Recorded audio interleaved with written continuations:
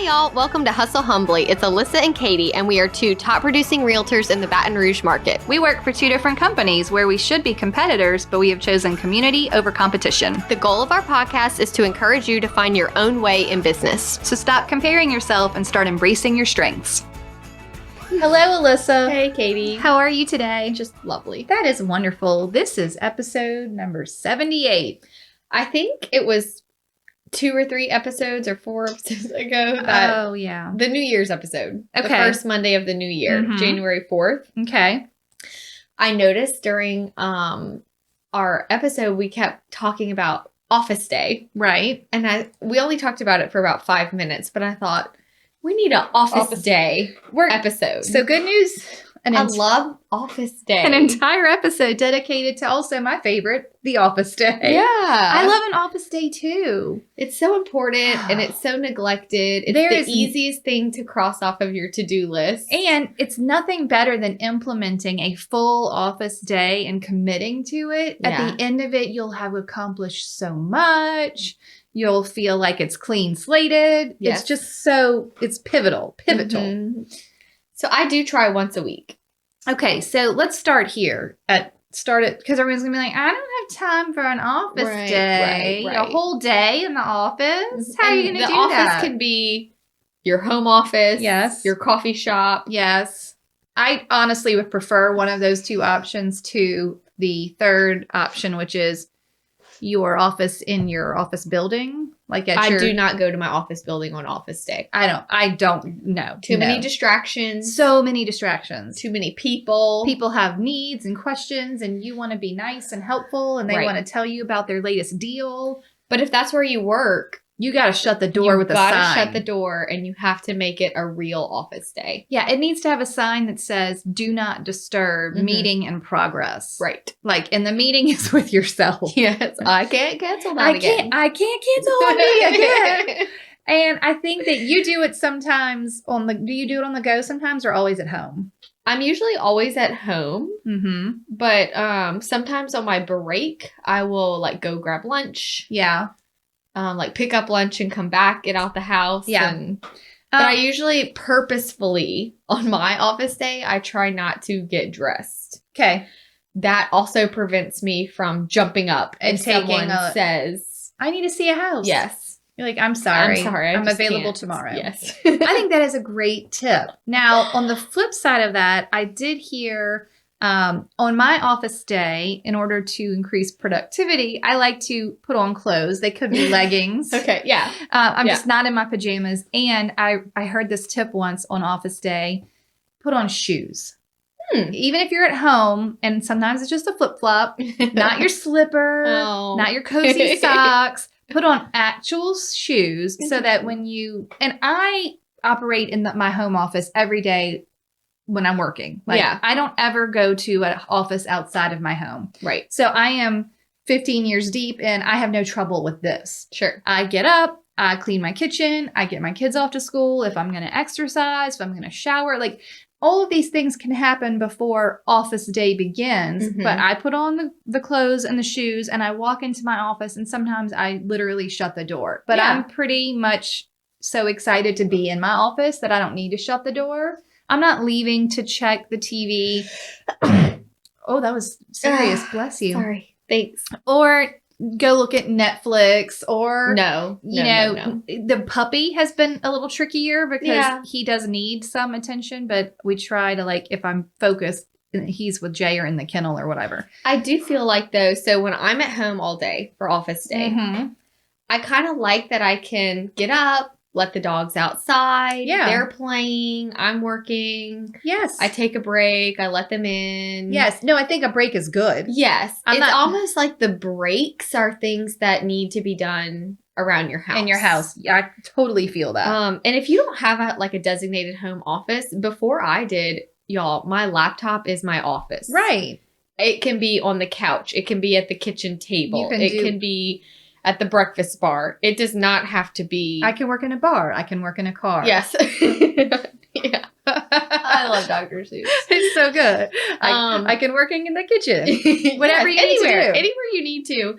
But I think there is something about making your office day low key at home. Yes. When you are home alone. Yeah. And can catch up on laundry. Yes. Your pets. Yes. A little project here or there as your break. But well, one of my favorite productivity tips, or I guess the rule of thumb is, and we've talked about this before, 50 minutes of work or whatever to 17 minutes of break. And when I'm having office time in my office day, I get my phone out and I set the alarm for 50 minutes, the timer, and then you need to get up. And that's a great time for you to go switch your laundry, go check the mail, let the dog out. In the 17-minute break, that's also if you feel like you need to check social media or do something like that, you put it in the break time and then come back.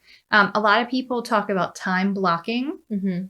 In my office day, I do not have set up time blocks currently. No, me either. But I think they are amazing and I am not against them. And I have ideas of what I'm time blocking sort of in a natural way. You know, I'm still task batching and doing things together. And if it's the hour that I'm going to spend checking all my transactions and doing transaction management, then it all happens at that time. Or if it's the hour when you're going to check email and sort through that, I think you figure out what you spend your time doing and then figure out your time blocks from there. But if you're working on a project, a work-related project, I think you need to have a 2-hour time block that says, I'm doing this project. This is what I do during my office day. It's not going to get finished in one sit, one day, but this is what I'm going to do for this 2 hours.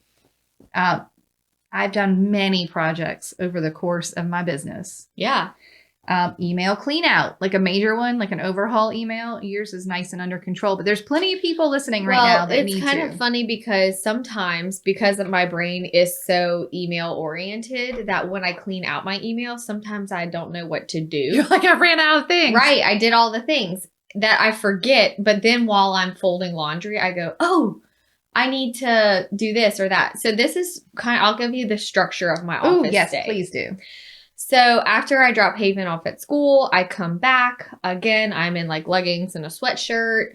And the first thing I do is open my email and handle anything that needs to be addressed right now. Okay. Because you can't focus when people need things. Just get it done. Clean out the email. It usually takes about 20, 30 minutes. Then I check all of my pending things. Okay. I just look at the list on Trello and say, has this appraiser gone? Yes. Where are we here? Yes. Do I need to email this lender? Haven't heard from this person in a while. Do I need to request the deposit check? So just going through all the pendings to make sure I don't need to order a closing gift or something time sensitive. Okay. Then I go back to Trello again and just check on all my actives. Is there someone I haven't talked to in a week? Like maybe a house hasn't popped up in their search and I need to just send them an email that says, hey guys, I know something hasn't popped up. Basically just letting them hear from me so they're not wondering where I am. Yep. Then I make sure that all of my voicemails and text messages and things like that are caught up.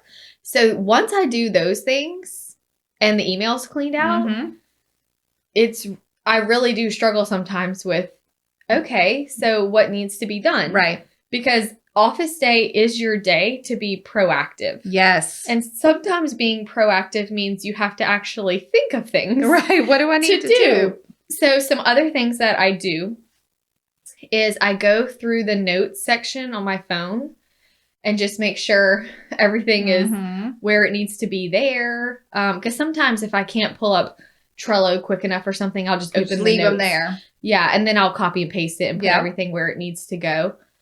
I go through the Facebook birthdays. Y'all know I do that, where whoever's birthday it is, if I know them, I tell them happy birthday. If I don't know them, I might unfriend them. Time to say goodbye. It's nothing personal, but you only are allowed so many friends and Facebook limits that. And if I don't know you, I need to be able, I do look at Facebook and Instagram as a way to keep up with my sphere. Yes. So it can't be cluttered. Right. So I'm cleaning that out. And then also just recently started doing this. cleaning out the contacts in my phone. Oh, yeah. So maybe you could accomplish like A through C.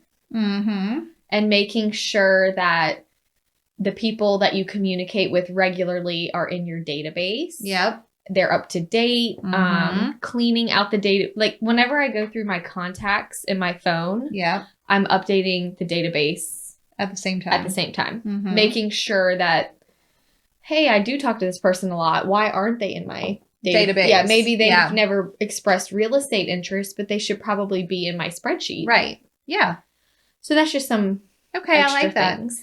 I had a few other extra things, like when you ran out of stuff to do. Yeah. Okay. So obviously you said the database stuff and your email, you already cleaned yours out. But if you're working a project style, like you've got a serious email to unsubscribe, like that's a good time to really like edit and unsubscribe in your email. If you do not have a buyer seller folder, or you want to have a buyer seller folder, or you need to just get a few printed out if you already have one, so you have 5 or so of each in your folder. In your closet ready. I do that. Any type of, I guess, if you want to update your email templates, that would be a great time to do that in the project block. So if you're keeping like a 2-hour project block, so yours is at the end of your day, you're like, I'm done with all my other normal stuff. What am I going to do now? That's some of the stuff I had on my list for that. In your transaction check-in, when you're looking at your pendings, I actually had a list of questions that I ask myself when I'm at that point in my office day. Yeah. So yes, I think you know what I did. I walked into my office with my shoes on. Now I'm going to do email for 30 minutes to an hour, make sure I've got it, all the stuff addressed. But then I'm going to get out however I'm, managing my transactions. If I want to just pull up Dotloop and look at them that way, or I'll go to the Trello and look at them that way, but somewhere where I'm just sitting and thinking about them and looking at the list. But I do them all at the same time. Active listing, pending, all that's together. And this is what I say. And I think you can get this done in a 1-hour check-in. Okay. And then if you want, if some things come up, you're just making a list while you're going through them. Okay. Well, I do need to send that addendum or whatever. Make a list and then do that after you've gone through the whole list. Okay. When's the last time we talked? Yes. Is number one question. If it's a listing, this is important because we don't want them to feel left behind. If it's a pending, what did we last talk about? Where are we in the process? These are all things you're doing mentally, right? I'm not like pulling up a checklist, but where are we in the process? If you needed a checklist. You sure could. Are all needed docs prepared and signed by all parties? This one is huge. Yes, you're like me. When the ball's out of my court, it's out of my court. Like my client signed the addendum. I have sent it to you. Well, did I get it back? What's the trigger for me to check that? This hour time block is my trigger to say, hey, wait, I sent out an addendum on that deal. It didn't come back to me. Do any parties need info from me? And this includes my client, the co-op agent, the lender, and title. Like actually think about them while you're on 123 Main Street and you're thinking in your head, when's the last time we talked? Where are we at in the process? Are all the docs signed by everyone? Does anyone need any information from me? Like I'll always be like, oh yeah, somebody asked for a utility or somebody asked for, a fence contractor or whatever. Then I would say, okay, so we already said, when's the last time we talked? And then I ask myself, am I waiting on my client to do something? Like, are you supposed to be sending me something? Are you supposed to be getting pre-approved? What are you supposed to be doing? Right. Do I need to follow up with you?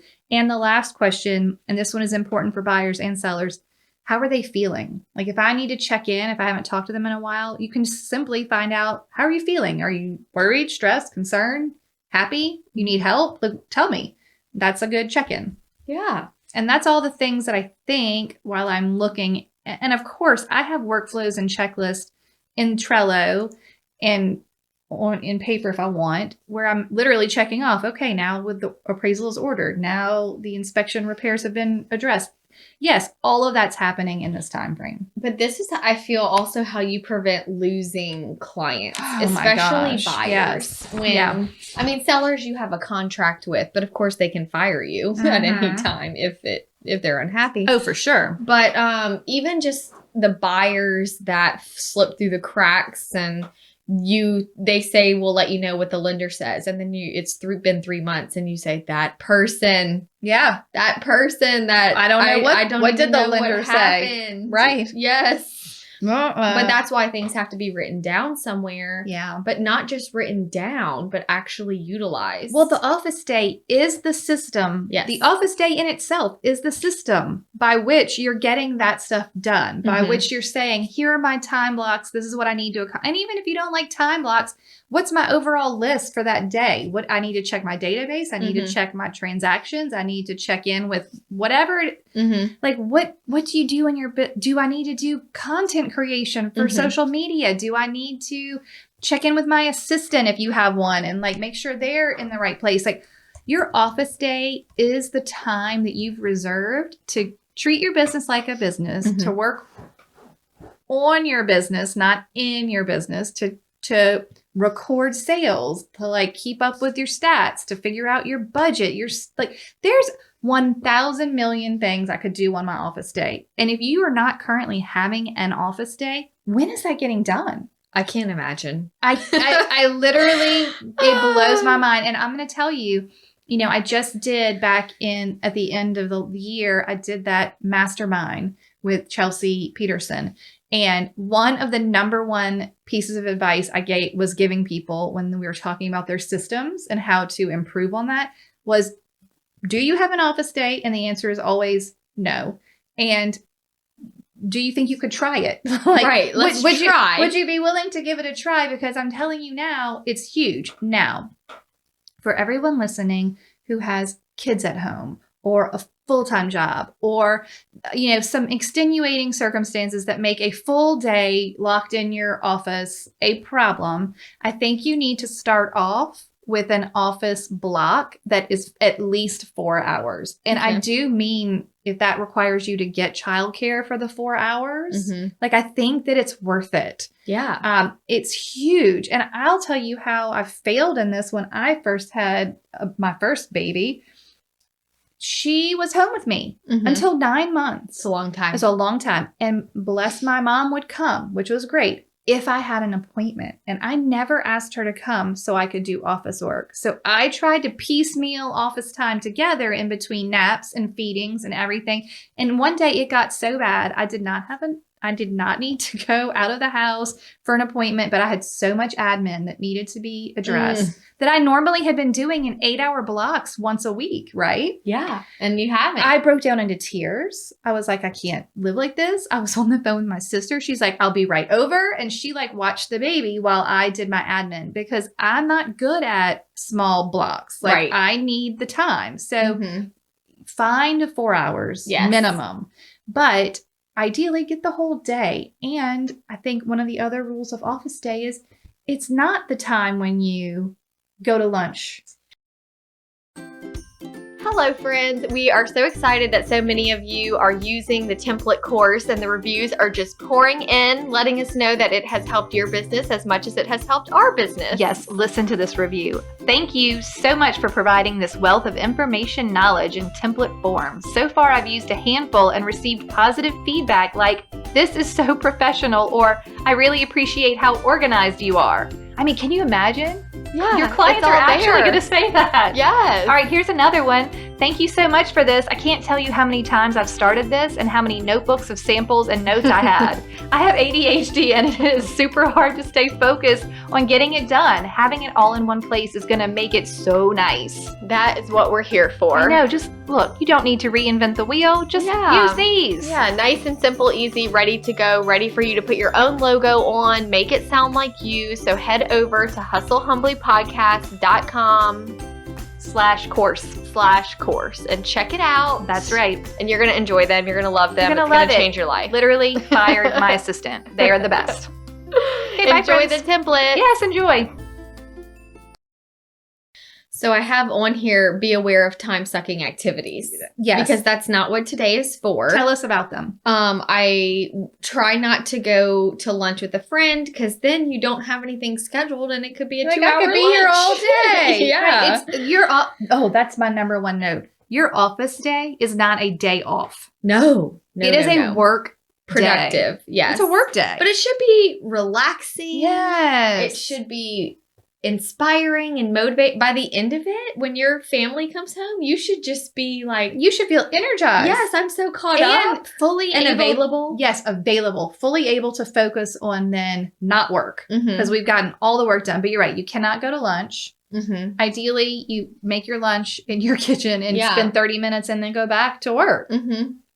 And I know this probably doesn't sound very exciting to a lot of people. Well, sometimes I watch my show while I eat. Yes. And then I go back to work. Yeah. And it's just, It's fine. yeah. Okay. So What about, so I don't do social media per se. Okay. Like a lot of our listeners do, but you do social media. I mean, I You don't post have things on social media. Yeah, I have an Instagram. Okay. And I have a, But does that come in with your workflow on each transaction? Or is that just No. something that your assistant is helping you with now? Like what? no, because no, You no. do that at random? Do you do more than one When I house have at a time? closing, Uh-huh. I post. Okay. When I have a new listing, I post. Okay. In the moment.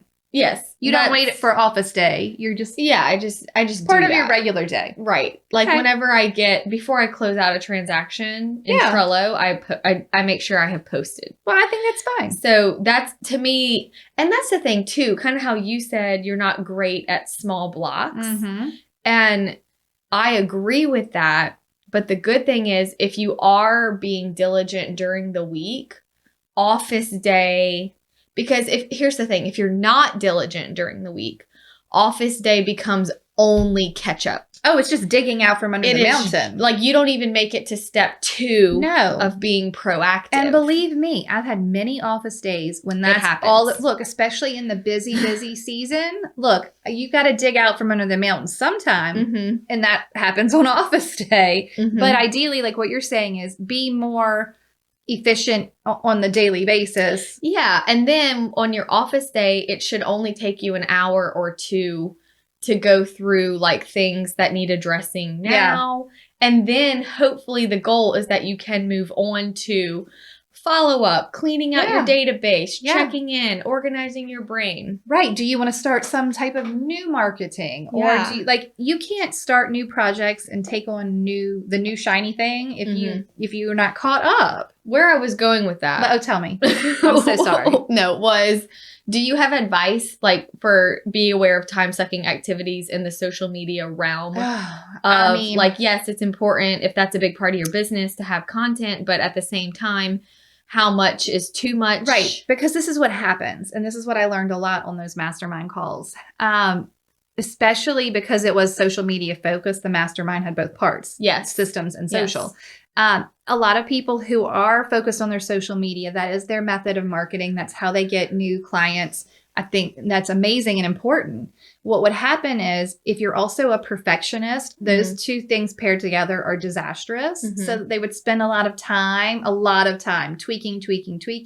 And you really have to take it back down to done, which is from the last episode. Done is better than perfect. Mm-hmm. If you're time blocking, transaction check-in and email, all that probably needs to happen before your content block. Mm-hmm. And then and you're not allowed to check your social media during the other blocks. I think the key is that when you're producing content, you should be on Canva or Photoshop or on your computer. You're not on your phone in the app typically. So engagement time needs to be separate of content time. Like when you're creating, it should be separate of the commenting and the engaging. So maybe even saving social media for last. I feel like that makes the most sense because I'm pretty visual and I will get sucked into that. Sure. Like, oh, well, I want fun. to make new quote graphics for Canva, or I want to make a new seller tip series on, that's fine. That's important. And I think a time block of that is great.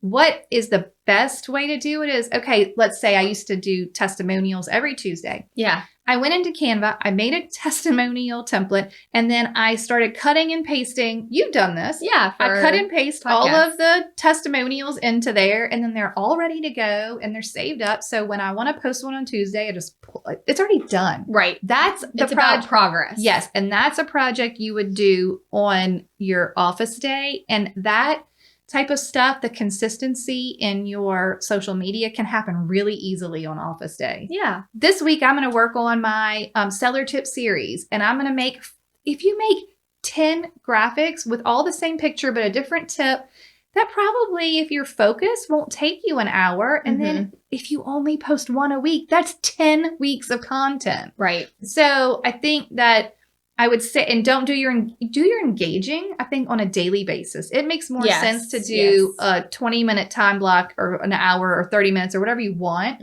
every single day. But your content production and your planning should go on office day. Gotcha. Does that make sense? Yes. Okay. And look, it's hard. Yeah. When I'm on a block on transaction management in my office, a lot of times I have my phone on silent. I set my 50-minute timer and I turn my phone upside down so I can't see the alerts.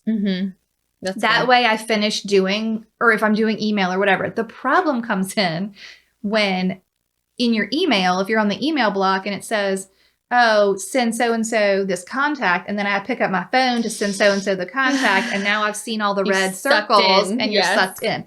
It's not going to be perfect. No. But yesterday, I actually had a office day. And I was feeling overwhelmed because yesterday for us was January 4th. Yes. It was Monday.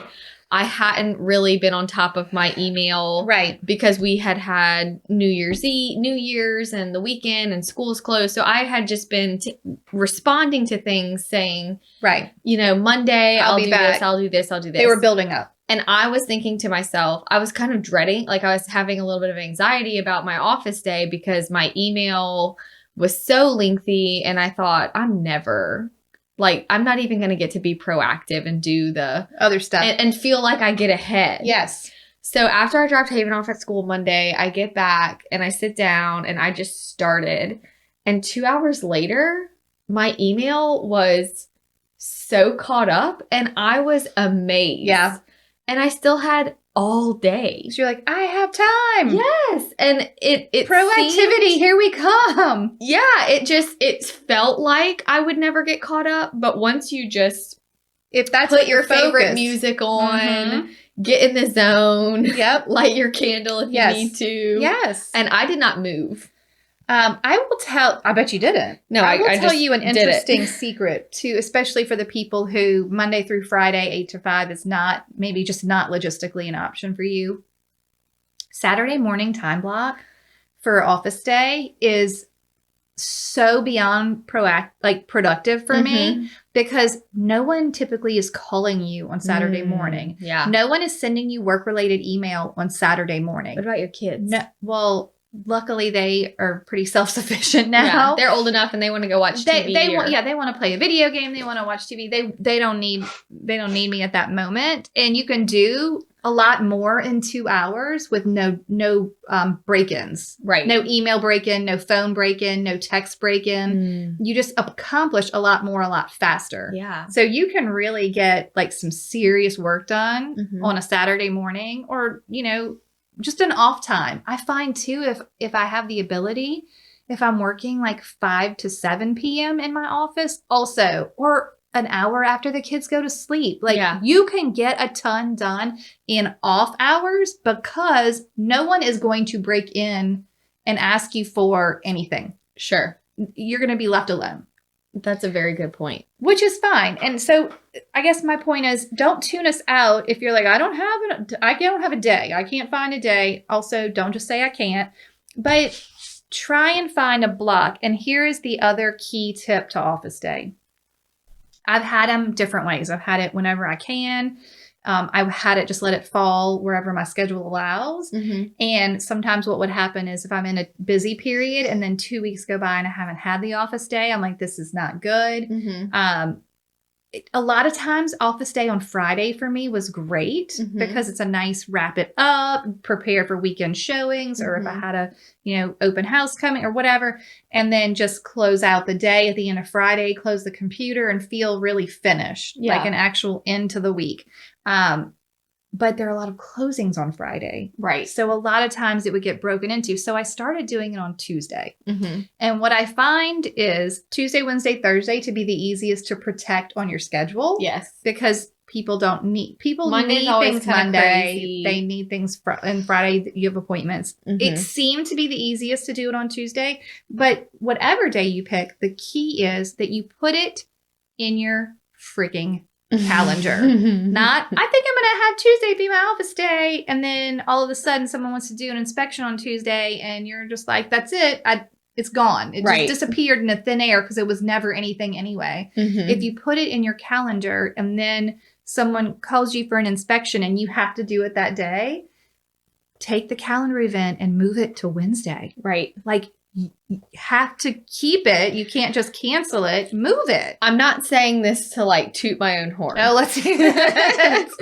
But I don't always understand when people have to move things. You're like, just say no. Yeah. Yes. Because I do. I just say, like, oh, I'm not available that day. right. Now, okay, so I have a breakfast once a month. Okay. With a group. And I'm just all like, I've never missed it. Right. They're like, how do you get here? I'm like, I just, it's in my calendar. Right. But that's the thing is if something is on my calendar, that's how you tell people I'm not available at that time. Yeah. Whether it was breakfast or a surgery. Right. Right. You couldn't do it. I can't do it because I'm already scheduled. Yes. I have something. Scheduling is really, it's so funny. It is funny. Because I do it the same way. If it's in my calendar, barring something crazy, I'm like, I'm not available then. Can we do it?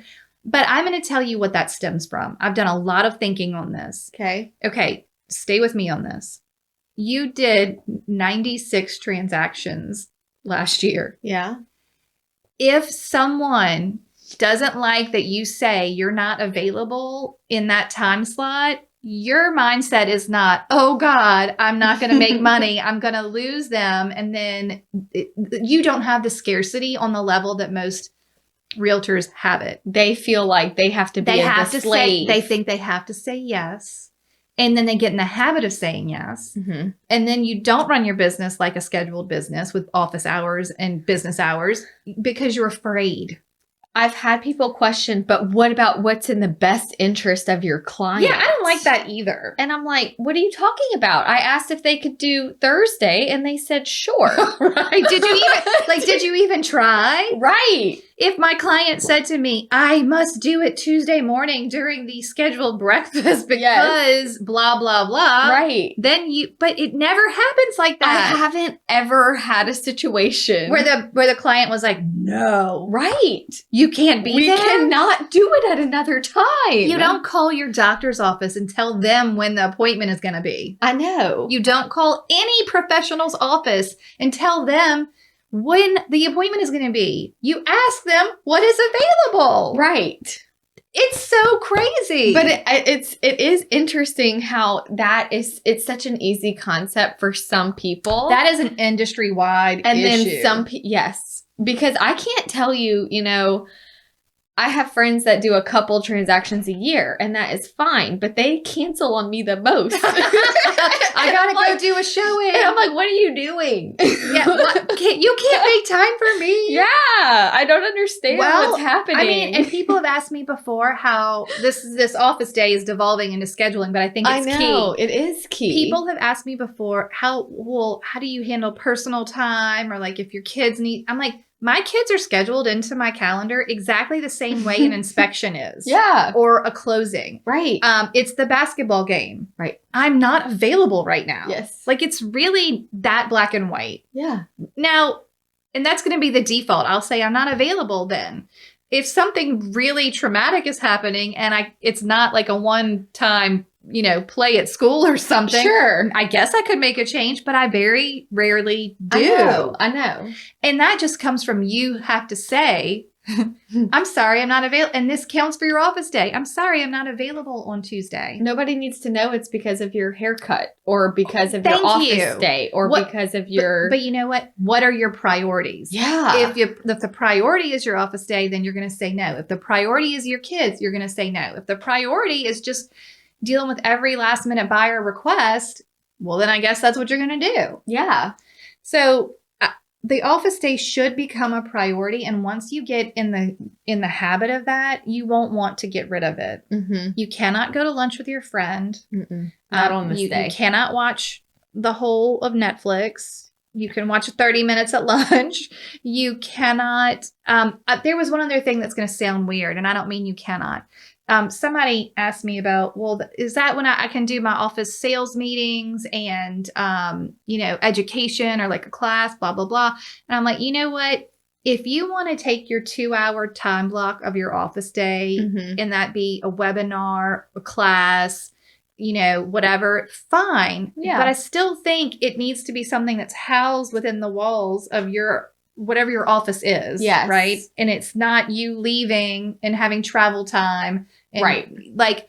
And education is important, but yeah, it needs to fall under the proactive section after all the important things are done. Yes. Yeah.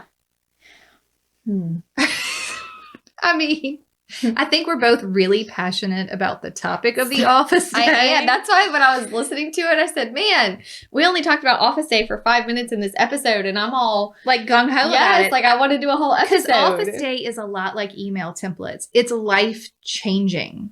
When people ask, like, how do you do it? Right. I'm like, do you even keep up with the people that you're working with? Right. It's not like your business comes to you when you do what you're supposed to be doing. Yeah. Right. And office day is the key to being able to do what you're supposed to be doing. Right. It's not just going to magically happen. And if you don't give it its time, then you won't ask for a review or okay, that's what I was thinking the other day.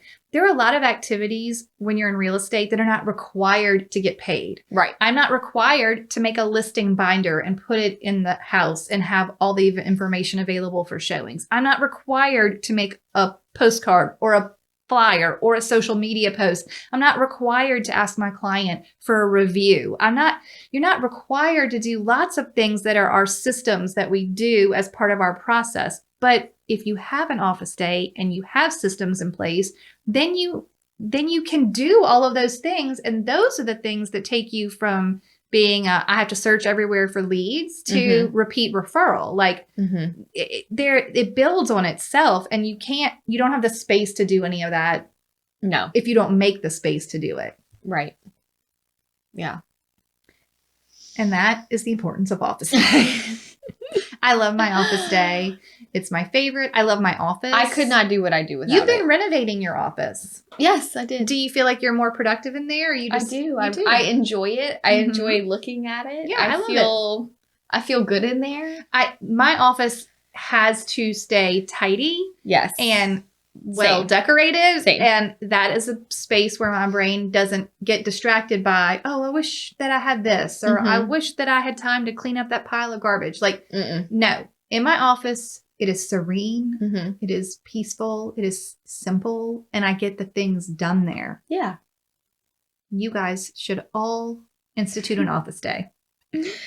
I think that the reason majority of agents, when you talk to them and they all seem so stressed out and oh my God, I'm so busy. Oh my gosh. I want to be like, you haven't had an office day in a while. A long time. Because they've never sat down for a period of time and just gotten caught up. No. They're never caught up. And they're overscheduled. Yes. I crack up whenever, and I rarely do them, but on occasion I need to, or my seller wants me to do an agent tour, hold my listing on an agent tour. Yeah. Or I'll go to one if a friend is holding one and they're like, please come to my agent tour.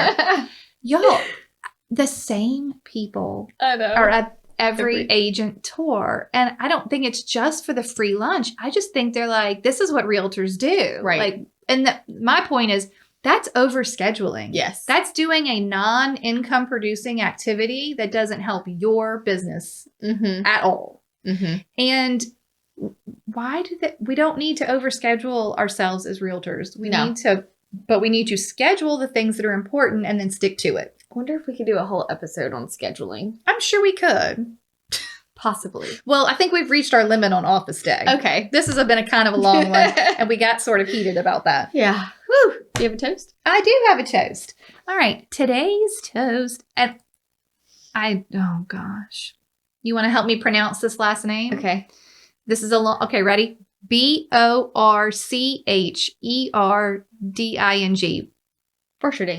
Borcherding? Sure, fine. Okay, so Lynn Harder is toasting to Jenna Borcherding. Okay, Jenna Sure, B. why not? Jenna B. Hey, Jenna B. Cheers to you. Lynn would like to say they both became licensed in 2019, and it has been a struggle, but she hasn't given up and won't. We are about 15 years apart in age and have become best friends. I love that. We listen to Hustle Humbly separately and have recently started getting together on Mondays and are listening again from the beginning together. Oh my gosh. And then implementing or talking about how to improve ourselves, our business. We are so thankful for your podcast, and I am so thankful for her friendship and support. That's really sweet. We're 11 years apart. That's true. Yeah. Lynn, we are you and Jenna. Oh, that's so sweet. That's so sweet. I love that. So cheers to Jenna and to Lynn. Perfect. That was amazing. That was a good one. Y'all are so special to us. That made me smile. I hadn't read it before. That was so good. Okay, well, cheers, everybody. Get your office day on your schedule. Awesome. Okay, bye. Bye. Thank you so much for tuning in to the Hustle Humbly podcast. Let us know who we should toast to for the next episode. Be sure to follow us on Facebook and Instagram at Hustle Humbly Podcast. If you have an episode, topic, or question, please email us at hustlehumblypodcast@gmail.com. Be sure to subscribe to the podcast and leave a review. See you next week. Bye. This is the good life.